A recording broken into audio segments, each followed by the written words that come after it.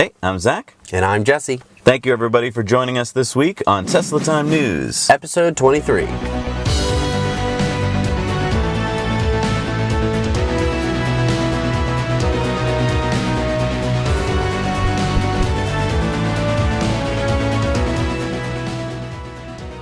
Our first story this week, Tesla confirmed on February 8th that it is pausing Model X and S production for a week starting later this month to install equipment for the Model 3 production. Yeah, during this downtime, Tesla will be installing new equipment, including another stamping press, adding capacity to their existing paint shop, and this is all because they're getting ready for the Model 3. Sources told Reuters that Tesla plans to start building a small number of Model 3s during this week to test the production lines. The pause will not affect February's monthly S and X production numbers, according to Tesla, as they added production days to compensate. We should note here that Tesla has pushed back its fourth quarter earnings call to February 22nd. Yes, that would give them 2 days to bump out some Model 3s right before the earnings call. And in Elon's big tweet storm from February 5th, Elon confirmed that the Model 3 will use the numeric 3 instead of the stylized 3 lines. According to a survey of over 10,000 Tesla fans that I read this week, over 75% of us want the stylized horizontal lines. So, I mean, I think we should change it. We should change what? We should call up Elon and say, hey, come on, change it to what we want, you know. Maybe you can't because of Ford. Maybe we should call Ford and complain. Yeah, well, we just have to wait till they put them out of business. Yeah. Here's a cool new update. Tesla has introduced real-time supercharger occupancy data on the vehicle map. That is so cool. So does this mean that you can now see how busy a supercharger is before you arrive? It sure does. In fact, you can check out any supercharger anywhere in the world and see how many cars are charging there real time. That is so awesome. Yeah, it's really fun. We're going to be doing a video right after this, so keep a lookout for it. Definitely. Speaking of the touchscreen, everyone who drives a Tesla knows that the web browsing speed is, slow. Yeah. A new update is coming soon that uses a new 4.4 Linux kernel, whatever that means, that should improve the web browsing speed. According to an article in Electric, I love those guys. Drawbridge, the research firm, observed Tesla user data for a month and found that only 38,932 Tesla owners use their web browser. It doesn't sound like a lot. In fact, a little quick math in my head, 150,000 users, that's about 30%. That means that only 30% of users are actually using their web browser. And in fact, I saw that over a 7-day period, that number dropped to 6,000 users. So not many people are using their web browsers. Right. I mean, I don't blame them. Yeah, it's slow. Yeah. But should be getting faster. That could be cool. Senator Martin Heinrich, a Democrat from New Mexico, plans to reintroduce a bill that would give a 30% tax credit for energy storage. The 30% tax credit incentives made a huge difference with solar and could have a huge impact with battery storage. In the U.S. right now, if you install both solar and battery storage at the same time, you can get the 30% tax credit off both. But if you purchase a battery pack like the Tesla Powerwall separately, you don't get the credit. Right. So that's why it's very important. This legislation is super important. It didn't pass the last session of Congress, but now it has even more bipartisan support. Yeah, Senator Dean Heller, Republican from Nevada, is a co-sponsor. So contact your congresspeople to support it. Do people contact their congresspeople anymore? I mean, I bet most don't even know how to do it. Believe it or not, when you write, or better yet, call your congressperson, it makes a huge impact. It only takes a minute, and it's how democracy works. I mean, if you sit at home and you're silent, then your voice can't be heard. We'll provide 2 links below. One to your congressperson in the House of Representatives, and the other to help you find your senator. Yeah, then just call them up. You'll get a staffer on the phone who will log your call, and you just tell them, well, here, let's role play it, okay? Sure. I will be the viewer out there who should be calling their congressperson. You be the staffer. Okay. Ring, ring. Hello, this is your congressperson's office. Hi, this is Zach Cataldo, and I've been watching Tesla Time News, and I really think that bill in Congress, the one that gives a 30% tax break to battery storage, should pass. Okay, well, I'll let your congressperson know. Thank you so much for calling. See how simple that is? Makes a big difference. Yeah. Do it. Elon tweeted again that the 100 kilowatt hour battery pack is as big as he's planning on going for now in the S and the X. In a tweet on February 7th, Elon said, no plans to take X, S, or 3 above 100 kilowatt hours. Semi, necessarily, and pickup truck, maybe, will go above. Elon then followed up a tweet from Nick Janovic that the Model 3 battery will have to be smaller than 100 kilowatt hours. And this is basically just because the wheelbase of the Model 3 is going to be smaller and you just can't fit that many batteries in there. So, since the Model 3 battery pack will be made with the new 2170 batteries, which are more energy dense, what do you think, Jesse, will be the biggest pack offered on the Model 3?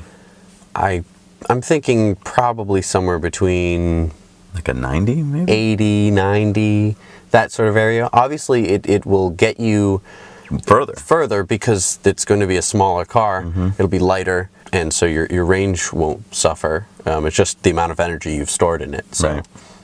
I think you can probably get away with an 80 or 90. Let's see if that comes to Could be. be very exciting. Motor Trend was able to get a Tesla Model S P100D with Ludicrous Plus to go 0 to 60 miles per hour in 2.28 seconds and the quarter mile in 10.5 seconds. Wow. No other production car in Motor Trend history has ever beaten 2.3 seconds until now.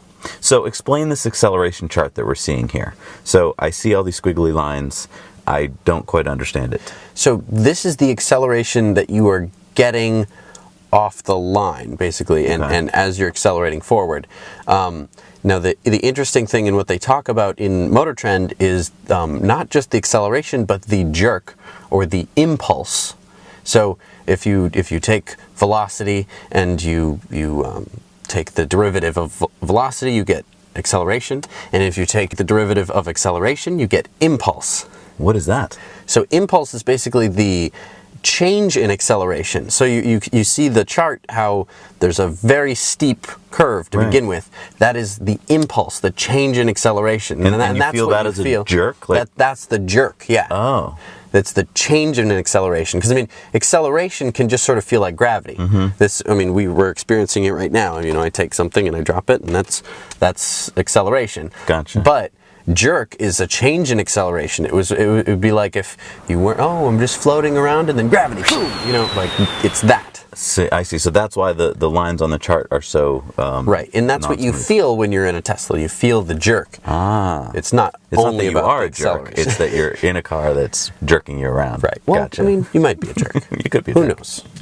We've been hearing a lot lately about Wall Street investors who are shorting Tesla stock. Yeah, what does shorting mean again? It basically means that you're betting that a stock is going to go down in price. So right now there's over $9 billion betting that Tesla will drop. Isn't one of their big arguments that Tesla is just a house of cards and that things like the Gigafactory are just for show?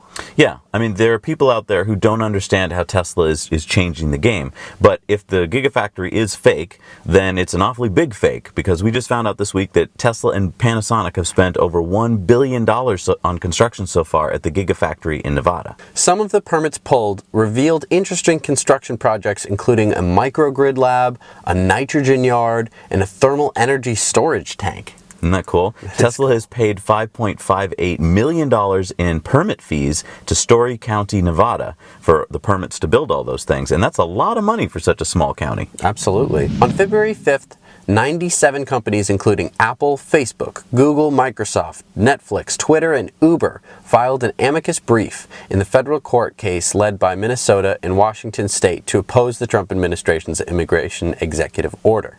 Amicus briefs are legal documents filed in appellate court cases by non-litigants with strong interests in the subject matter.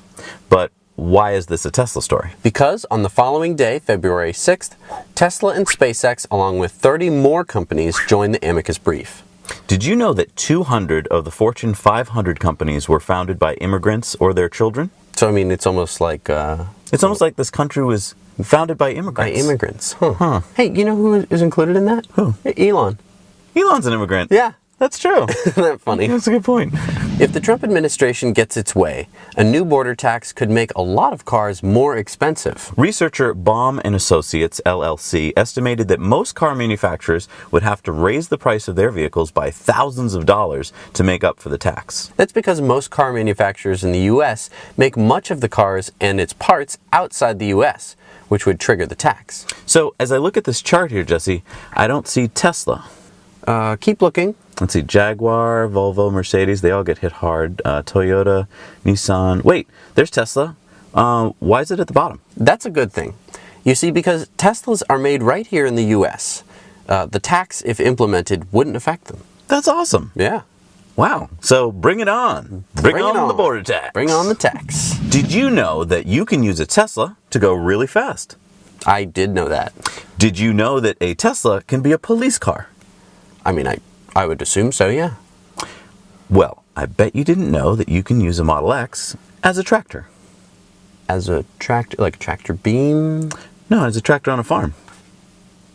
I'm sorry, what? Yeah, a tractor on a farm. Look at this footage here of an Austrian farmer who is using his white Model X to do all of his tractor duties on the farm. See, he's driving around wood, and he's driving through the fields, and he's using it just like you would a tractor. I mean, it's great. I am so glad that he is doing what he's doing. Yeah. Good for him. In a way, like some people are going to say, well, this is crazy, you should buy a tractor, but it's a tractor and it's a car. That's true. He has the license plates. Right. I mean, you can't use your tractor as a car. That's true. And you can't use your car as a tractor, but here you can. Right. So it actually saves money if you're a farmer because you buy one car for your family and it also doubles as your tractor. Bingo.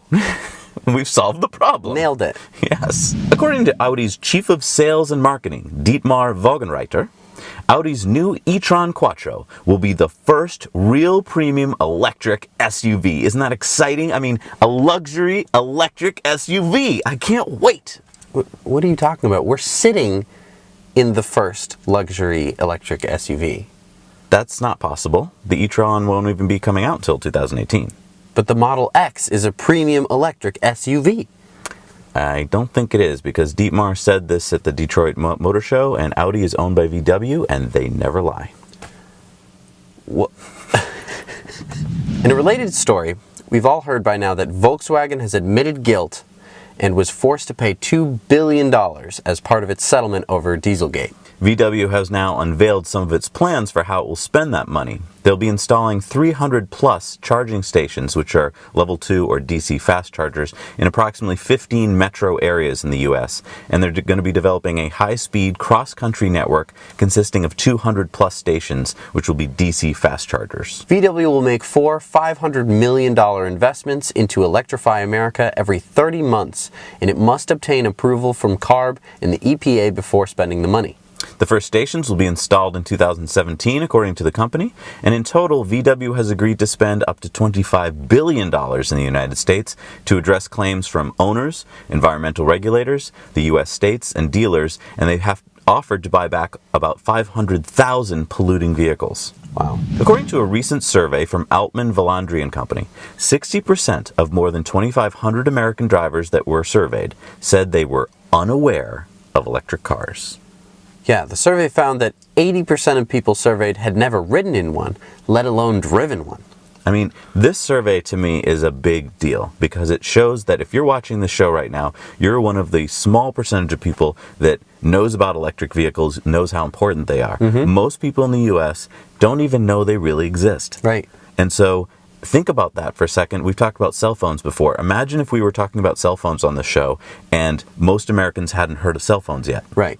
So, I mean, what I want you to do is to talk to 10 people this week about electric cars, just in normal conversation, just sort of steer the conversation over to it. I mean, cars are pretty common things, and, you know, Teslas are pretty easy to talk about. You know, you've got the speed, you've got how sexy they are, and all sorts of fun stuff like that. I mean, share a video, like share one of our videos, or share a video of a Tesla beating a Hellcat or something. Drag racing. Right. I mean, just try and spread the word, because if you spread it to 10 people, those 10 people might spread it to 10 people. I mean, we can change the whole paradigm. They're all going to hear about it eventually. They Might will. as well be from you, they'll thank you for it. Right, absolutely. In the UK last month, EVs had a 4.2 market share in car sales for the month.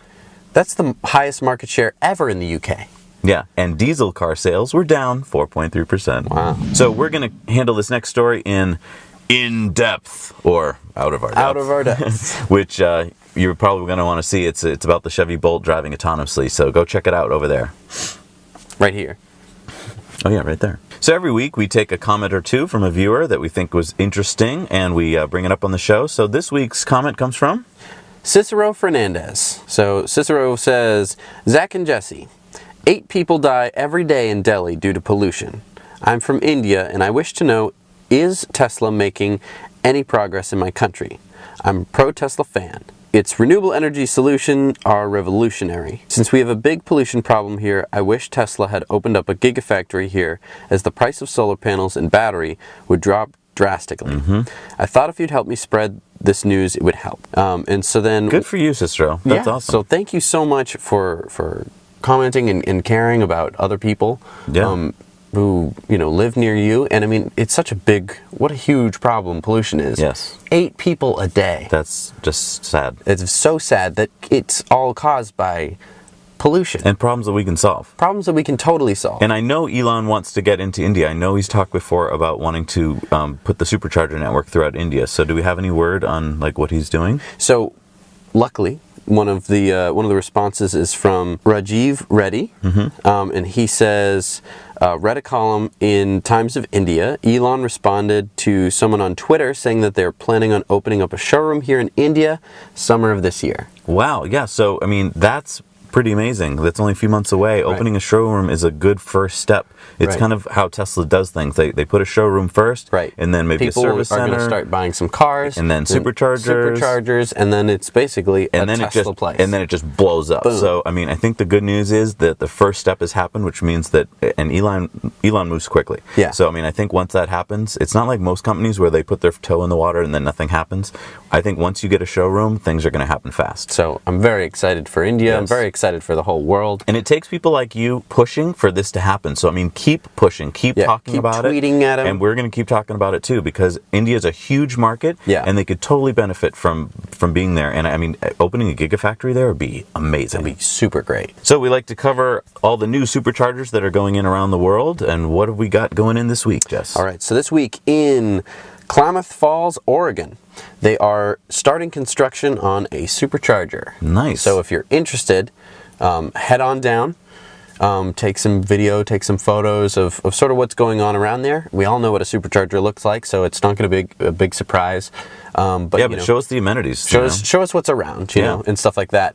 If you want, you can shoot a 25 or less second video, and we can tack it on to the end of some of our episodes to let people see what it's going to look like. That's cool. And also, just opened in Shenzhen, right at the Futan Tai'an Cyber Park in China. There's a brand new supercharger open there. Nice. So those are the new superchargers for this week. And talking about pollution, which we were talking about before, I mean, to get more superchargers in Tesla in China is going to make a huge difference to lower the pollution there. Because I think it's like 30% of the pollution in the cities is caused by cars. Right. So, I mean, man, superchargers are going to be great. If you want, if you live near any kind of supercharger, I mean, don't hesitate to just go film it, because I'm sure there's going to be a story that'll happen at one, or it'd be good to have some footage of it. So I mean, if you're driving by, if you're charging up, if you're just a big fan and you want to stop by, maybe say hello to some Tesla owners. We're usually pretty nice. Yeah. And just get some footage. That'd be awesome. Thanks so much for watching this week, everybody. If you've got any comments or ideas for the show, please comment below. We love getting them. And if you would like to head over to Patreon, throw us a couple bucks. That really helps us out a lot. We've gotten a couple pieces of new gear this week, which are going to help us make our shows. We got like a thing to hold a camera, and it's awesome to be able to get better gear so we can make better shows for you. And so here's one other thing that I want to do. I've been checking our analytics, and about 3/4 of our viewers are not subscribed. What? So what I want to do is just say, like, hey, if you're not subscribed and you watched this show and you enjoyed it, please consider hitting the subscribe button. It doesn't cost any money. I think a lot of people are afraid to hit it because they think it's committing them to something. It's free. You can unsubscribe at any point. It's just it'll just sort of... It lets us know that you're interested. YouTube will just let you know, hey, Zach and Jesse have a new Tesla Time news. So, because we do it every week. We do it every week. So, please hit that subscribe button. Also, if you hit the like button, other people are going to start to see this video in their feeds. And so maybe you're going to, find someone who didn't know anything about Tesla, and you don't even know them. but you're sharing it with them. That's right. It creates a great community. The other thing I want to mention is that you can hear this as a podcast. So if you want to just hear it on your way to work and you can't watch, just go over to iTunes or your favorite podcast viewer and listener, and you can listen there. And also, we have so many stories that we don't get to every week. We compile them into a show every month called Off the Grid, and that show is available also as a podcast where we kind of dive deeper. And we just finished shooting a show that's going to come out this week, and there's 30, 40 stories in there. Absolutely, so if you want, even if you can't get enough. And that wasn't even all the stories. I know. We had like 80 or 90. So we had over 100. We go through a lot of news here. So if you just can't get enough EV news and sustainable energy news, that's where you should go. Off the Grid. Thanks so much for watching. Now you know. Bye.